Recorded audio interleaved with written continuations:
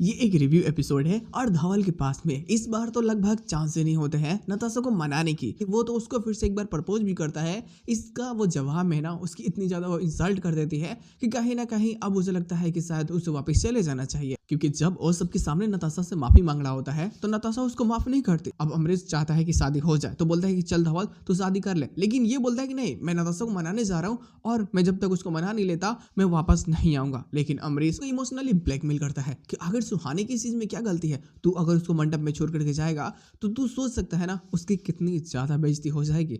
तो चल धवल। ये तो एक दो फेरे ले लेता है, लेकिन हर बार इसके सामने नताशा का ही चेहरा आ रहा होता है। इसने जो भी उसके ऊपर आरोप लगाए थे उसी चीज को सोच सोच करके ये बहुत ज्यादा परेशान हो रहा होता है कि मैं भला कैसे सुहानी के साथ में खुश रह सकता हूँ। ये तो सुहानी के साथ में अन्याय हो जाएगा अगर मैं इसके साथ में शादी करता हूँ तो ये क्या करता है कि सबके सामने बोल देता है कि वो सुहानी से शादी नहीं करेगा, बल्कि उसको यहाँ पे सुहानी से कोई प्यार मोहब्बत भी नहीं है।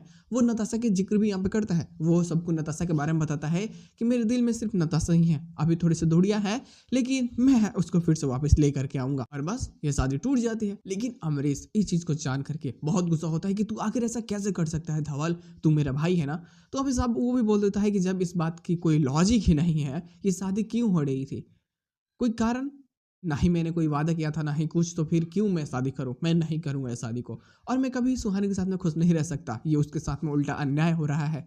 और वो चला जाता है मंडप से।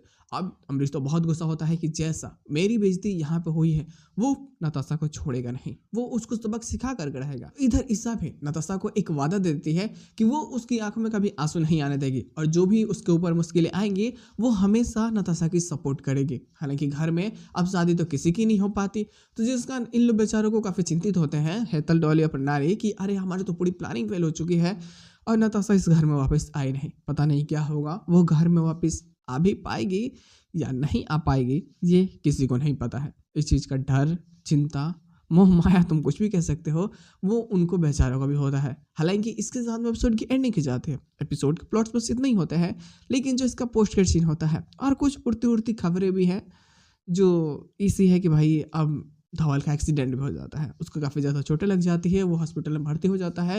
हालांकि ये थोड़ा सा अभी और समय लगेगा, क्योंकि उससे पहले एक सीन और होता है जो पोस्ट क्रेडिट में हमें दिखाई जाती है।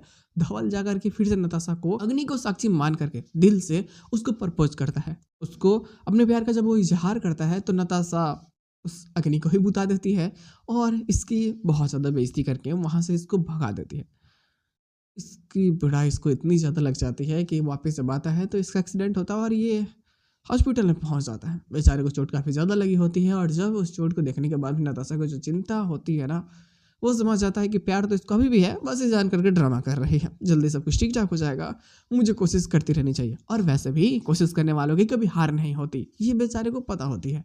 फिर क्या, ये भी लग जाता है। अगर कोई नया बीटीएस आता है तो हम इसके बारे में ज़रूर बातें करेंगे। लो एपिसोड के प्लॉट से बस इतना ही जस्टिफाई हो जाता है कि कोशिश वो करता रहेगा नताशा को फिर से मनाने की।